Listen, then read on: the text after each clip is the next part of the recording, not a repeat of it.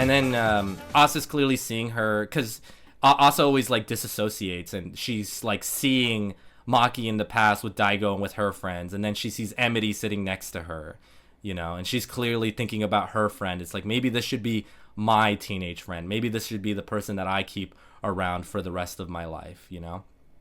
And then shortly after that, obviously, this got through to Asa because she finally makes the decision to call Emity.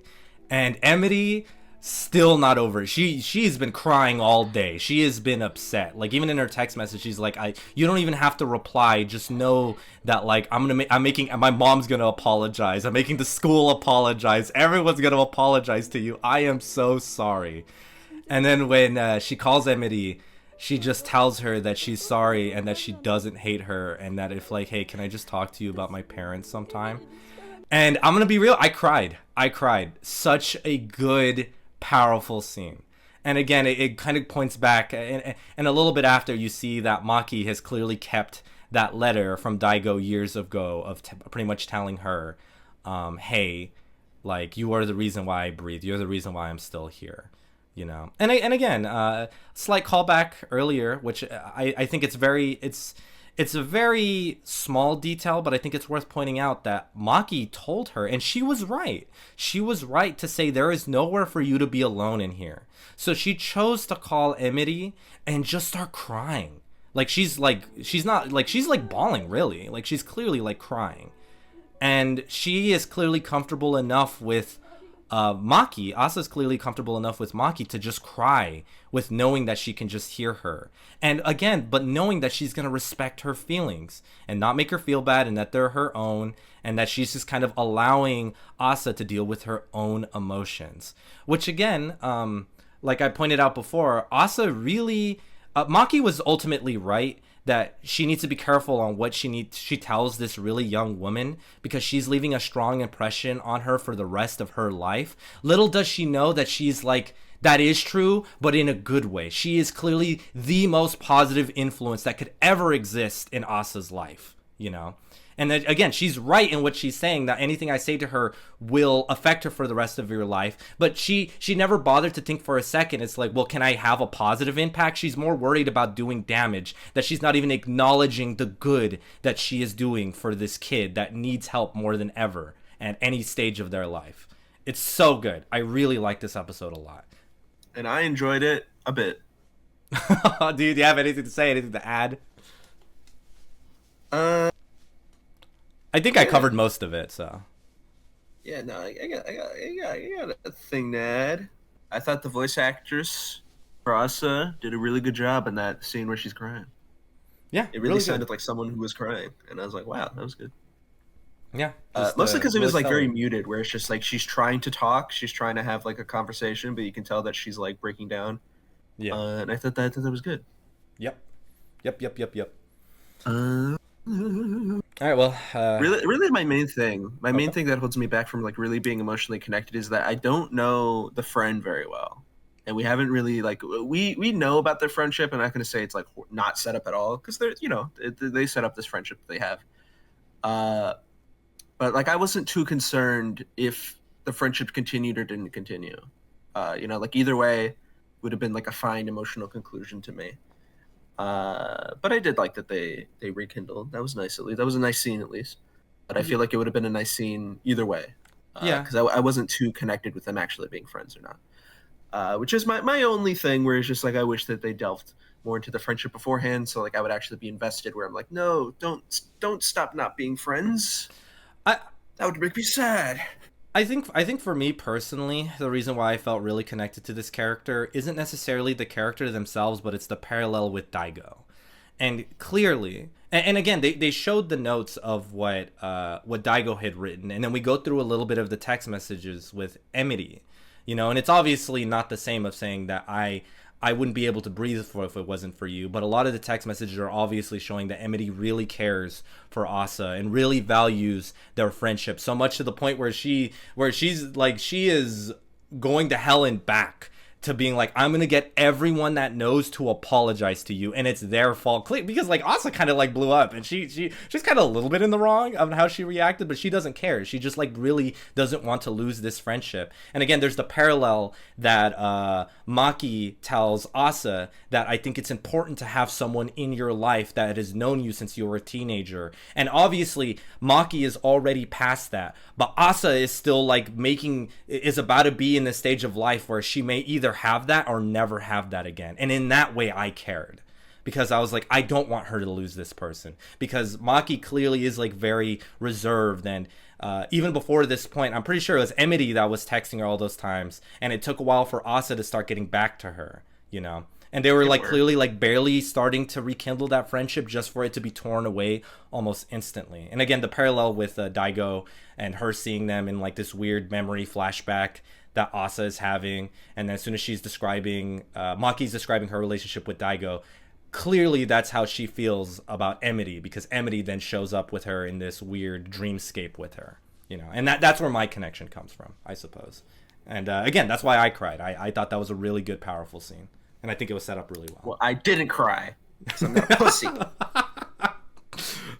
Yeah, just like my wonderful childhood friends who don't talk to me anymore. Ah, man. See, that's why you didn't cry. That's why you didn't cry. You're bitter and you're angry because you don't have those connections anymore. But for the rest of us who do saw that scene and they're well, it's like, not my fault.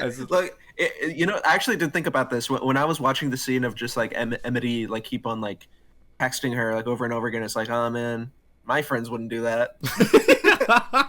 yeah. So maybe you know, perhaps you're right. Maybe I didn't cry because I was envious of Asa. Yeah.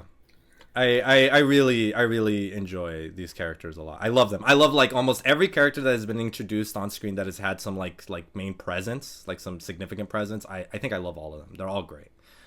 Well, I'm assuming this is probably everything we have to say at this point. If I'm wrong, let me know. A thought. Okay, let me hear your thought. Let me hear your thought. Isn't it weird that we have not heard anything about the father? Yeah. About Asa's father, we haven't heard anything. Yeah, there's been nothing like whatsoever. And you would think, you know what, that is super true, because it's mentioned that it's not like she was like a single mother, because it's mentioned that they were both killed in this accident. And she gives her a coat. I didn't even think about that. She gives her her mom's coat to remember her by, but then where's her dad? Like, here's your dad's watch or something. It's like, nah, forget your dad, who cares? We're gonna put this all in the trash bags outside. I just don't care about him. But there's just like no mention of him. And it's going to be really weird to me that, unironically, at this point, it would be more weird for me if at this point, later in the future, they decide to mention her father. Because it's like, this was the moment where you were going through all of their belongings and he was not mentioned one time. That if you just decide to mention him later, I'm going to be like, well, why didn't you mention him then? Like, there was his stuff in that apartment too, I assume. Like, the only justification that could exist is that they were... their mom and dad was estranged and he was living somewhere else and they just happened to be together in a car when they died, which might be possible. I don't know. I haven't read the manga. I don't know anything. So that might be possible. But if it turns out that he was just living there and they just completely like swept him under the rug this episode, I definitely am going to be a little bit weirded out if it's just like, oh, and now we're talking about my dad. Like, out of nowhere. I mean, the only thing that sort of, like, I can kind of see, if it is intentional, which, you know, it might be, is that Makio is obviously only thinking about the mom because it's, like, her sister. And so, like, in these moments, because she is also, like, sort of grappling with how she feels about her sister, that's, like, the thing that's on her mind. And so, you know, that would be a funny thing. If they bring it up later, it's just like, oh, yeah, your dad. And then, like, Makio has, like, a little moment of just like, oh, yeah, her dad died. Her dad died, too. That, you know what? If they do that, then it'll be worth it. Yeah, I don't know. I think it's... Which, you know, feels in character, honestly. It feels in character for Makio to be like, oh, yeah. Yeah, her father. But what about... I mean, Asa is, like, a bit daydream, but she mentions her mom way more than she mentions her dad. I don't know. I guess maybe at some point it'll be mentioned. But at this point, if they don't mention him, I'm just... At this point, if they don't mention him, I think I'm okay with that. It's like, whatever. He's not important. Like, yeah, he died too. He's the sperm donor. But clearly, like, there is no real emotional attachment or resentment towards him. He's just like a glub. So, like, who cares? This is a woman's world. Yeah. Alrighty. We're all living in it. if that's everything, then I'm gonna do our ratings, and I'm gonna rate this a 9 out of 10. Hard, easy. So far, my favorite episode. I'm kind of surprised with me that like a lot of the themes and a lot of the things that the characters have said have already come back to manifest themselves, you know, to have a little bit of payoff. And it's kind of surprising to me that that's already happened so easily. And despite it being so quickly, it was done very effectively for me personally. I really liked it. So I'm almost kind of like worried in a way. It's like, I don't like, where are we going to go from here? Like, you can only bring back some of those teachings so many times before it's like, okay, I've seen this before. So they're going to probably have to go like a really crazy direction for me to reach a peak beyond this. I think I'll probably like the rest of the anime, but I'm already assuming that this is going to be my favorite episode, but I might be wrong. But yeah, not easy. 9 out of 10 for me. Well, I'd give this a 7 out of 10. I enjoyed it, but I didn't cry. Okay, cool. All right, all right, I get it. You didn't cry. Okay, look. I am completely. You know what? Never mind. I don't. Shut up, you. This is no Onimai episode 12 where I cried at that. Oh man, I definitely cried over watching some Onimai. That is true. But I'm a sap, man. I'm really a sap for melodrama, and that's how I knew I was gonna like this show to begin with. Well, anyway. My heroes made me okay. Okay. All right. Thanks for watching the most recent whatever that really threw me off. Episode 3 of Journal with a Witch. Join us next week for when we cover. Maybe not even next week. We're gonna try to pump these out specifically for this commenter right here. Here you are. You're on screen. I'm talking about you. I forget your name. But you're part of the reason why I'm gonna try to pump this out as soon as today if I can. So hopefully we'll probably try to get everything pumped out by. Well, what day is it? Or is it Saturday? Never mind, next week, but hopefully early next week. We'll try to. It's Friday. We'll get as much as we can done. So maybe by this week, depending on when Funi's free or not, if he's watched it.